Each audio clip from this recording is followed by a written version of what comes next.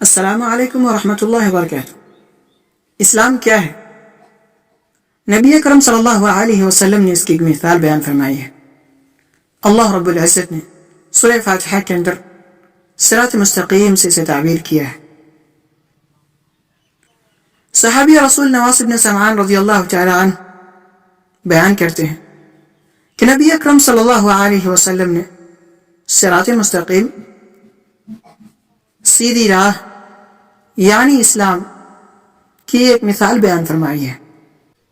اس راہ کے دونوں جانب دو دیواریں ہیں، ان میں کچھ دروازے کھول دیے گئے ہیں، ان دروازوں پر پردے لٹکا دیے گئے ہیں، اور سیدھی راہ پر ایک پکارنے والا کہہ رہا ہے، اے لوگو، سیدھی راہ پر گامزن ہو جاؤ اور اس سے انحراف نہ کرو۔ ایک اور پکارنے والا سیدھی راہ کے اوپر سے پکار رہا ہے۔ جب کوئی آدمی ان دروازوں میں سے کوئی دروازہ کھولنا چاہتا ہے تو وہ کہتا ہے، دیکھو، اسے نہ کھولو، اگر تم نے اسے کھول دیا تو اس میں داخل ہو جاؤ گے۔ وہ سیدھی راہ اسلام ہے۔